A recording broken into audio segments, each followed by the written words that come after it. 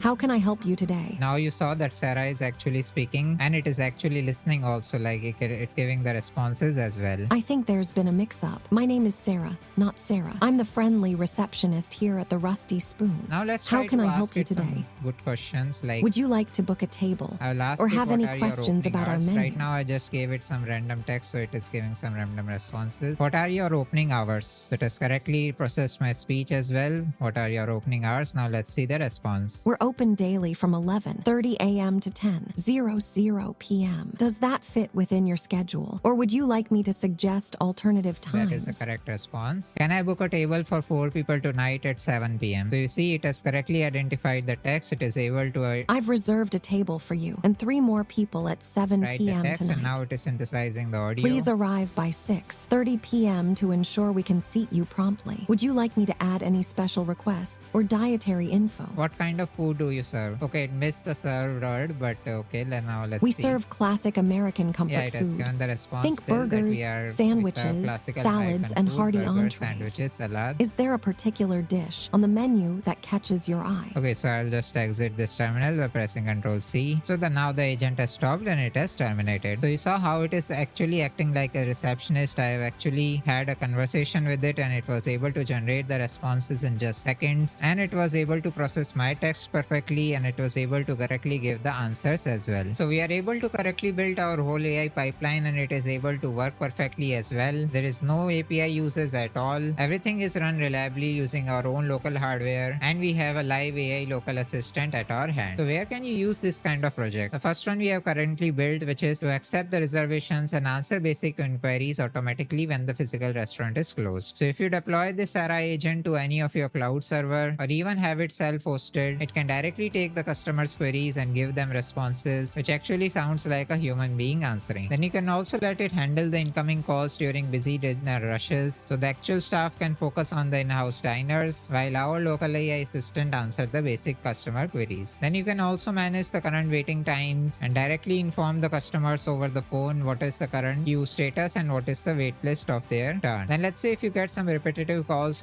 for same questions like the directions to reach, hours of operation, what are the parking options, what are the dietary menu options. So the answers of most of these queries are mostly same. So you can actually make this kind of txt file, and whenever that same question is given by a customer, you can directly give the response using your automatic AI assistant. Then apart from handling all these incoming queries, you can also directly make outgoing calls, like calling the guest to inform their reservation details, so you have as less no-shows as possible. Then on top of this project, you can also add some more features, like instead of using your own computer and microphone for conversing, you can integrate the APIs from the Twilio kind of tool and directly take and respond to real phone calls, which has information about your restaurant like menu ingredients, allergen lists, daily specials. Then directly you can integrate it in your pipeline, so the agent can answer about all those queries as well. Then let's say the second query that I had asked for it to book some system. Right now it just gave some response, but it did not connect to any system where it can actually do the reservation one. So for that also we can do some SQL connections and directly do the booking in some, let's say, PostgreSQL databases in real time. Then you can use some offline tools for the speech to text recognition as well, like Faster Whisper. So you have fully offline and private setup of your entire pipeline. You can also add some algorithms which can do voice activity